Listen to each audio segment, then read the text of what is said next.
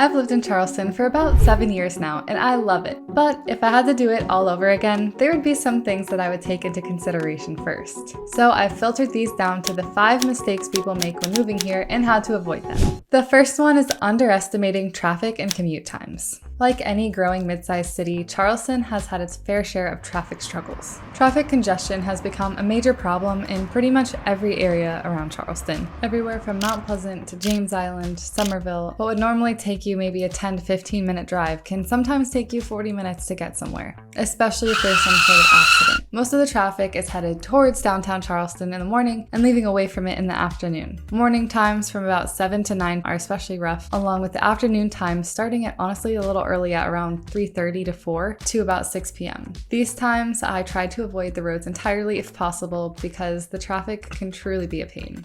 And this is just for normal everyday commuting. Most of the jobs are downtown and near North Charleston because we have the medical centers with MUSC and other major employers like Boeing and Bosch. So inevitably, a lot of people are traveling the same roads around the same times. Since Charleston has been growing so rapidly, especially out towards Somerville and beyond, the commute times have only gotten worse, and it's kind of hard to see an end in sight. They are working on plans to potentially redo the Don Holt Bridge, which connects Daniel Island to North Charleston, and is where traffic can be especially bad, so we'll see if that helps. But even that could be like a decade-long project. And all of this traffic is your normal everyday traffic, but there are even more cars on the roads during tourist seasons. I say seasons plural because we have a spring tourist season between March and May and another one about September through October. This is because the weather is perfect during these months where it's not too hot yet and we have a lot of fun festivals going on. The problem is if you're trying to get to these festivals or anywhere around Charleston when these are happening, there are a lot more cars on the road. And even though those are our peak tourist seasons,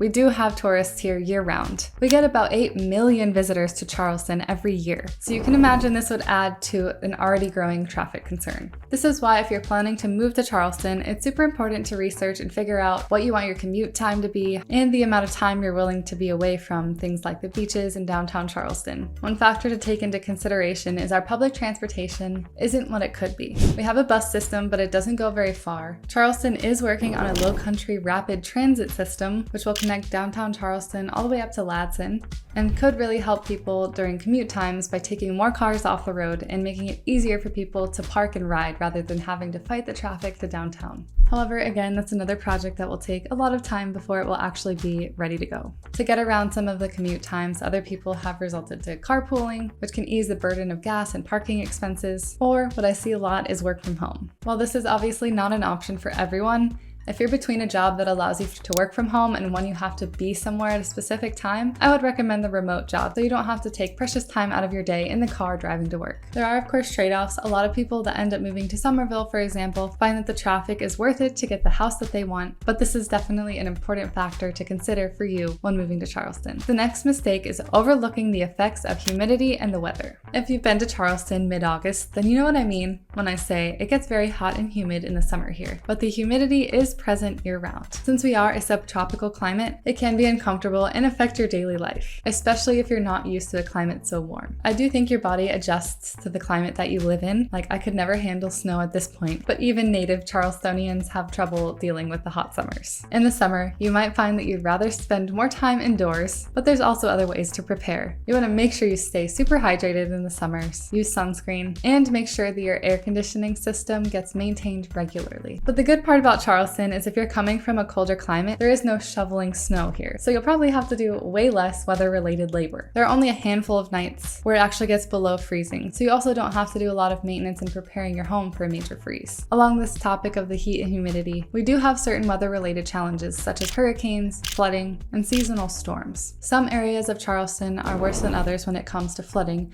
and I've done a whole video on this topic if you're interested. But downtown Charleston and areas of West Ashley and James Island are prone to more damage when it comes to flooding. So this is something to keep in mind with your home search. We get a decent-sized hurricane every couple years, and this also involves a certain level of maintenance. If it's a major storm, you might want to put plywood up on your windows, put sandbags by entrances, and move your car to higher ground if relevant. And speaking of maintenance, because the humidity is high here, wood tends to rot faster than it would in a non-humid area. So you might have to repaint or redo your porch and door jambs more than you'd like. Here we have CL 100 inspections, which covers the termite damage and wood decay, and it's pretty common for those to fail because of the high humidity levels. Crawl spaces here are particularly prone to moisture issues, and if not addressed, this could result in tens of thousands of dollars worth of damage in the long run. So when purchasing a home, the inspection is such an important part of the process to make sure there's no major moisture issues in the crawl space and exterior of the home. The third mistake when moving to Charleston is ignoring local culture and customs. Charleston is a very historic area, being first settled in the 1600s and having a presence through major historical events such as the Civil and Revolutionary Wars.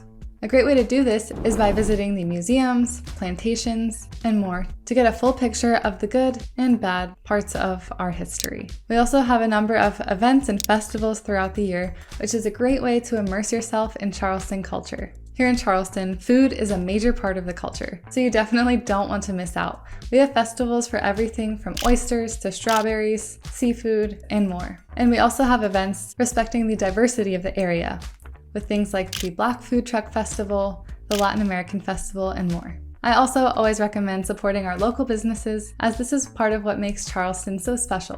The next mistake is failing to research neighborhoods and schools. Here in Charleston, we have pretty diverse neighborhoods, with homes of all different feels, from brick ranches to multi-story new construction homes, homes on the water, and mobile homes. Our school districts also offer different educational opportunities for kids, with some being heavy into athletics, others more into the arts, and more. To do some more research on the neighborhoods to figure out what's important to you, the things you want to be near, and the types of schools and activities you want to be involved in, I recommend visiting the communities and talking to residents, which you could also do virtually by Facebook groups. Also, if you know you want your neighborhood to have certain amenities or be close to certain public services, then that's another great way to do your neighborhood research. The last mistake people make when moving here is overlooking housing affordability and expenses. Charleston is not the small, affordable town that it once was. Housing prices have grown almost exponentially in the last 5 years. The median sales price for the greater Charleston area right now is about $415,000. But areas like downtown Charleston and Mount Pleasant are closer to $1 million, and even the more affordable areas of the past like West Ashley and James Island are typically above the $500,000 mark. This is why so many people have turned to the areas a little farther out like Somerville, Ladson, Monk's Corner, and more, but then you're dealing with more commute times and traffic like we talked about. I will say though that housing prices are so relative because people who have grown up here say the housing prices now are impossible, whereas people who move from areas like New York and California find our prices very appealing. I won't go through all the expenses of living in Charleston in this video, but if you're buying a home as anything other than your primary residence, property taxes can be quite high. You also have to register and pay taxes on your car here, which adds up, and you pay an annual tax bill. And things like utility bills can be higher than expected, especially in the summer because of the heat like I mentioned. But because housing prices have increased, I recommend budgeting and figuring out your financial plan so you can make sure you're still comfortable with your monthly payment, whether it be your rent or mortgage payment, and avoid overextending yourself financially. So that covers the 5 mistakes people make when moving to Charleston, with ways to avoid some of the hardships. I get calls all the time from people moving from around the country to here in Charleston. So if you're thinking about moving here and would like to know more, my email and number are in the description below. If you enjoyed this video, I'm sure you'll enjoy this video on the right. Thank you for watching!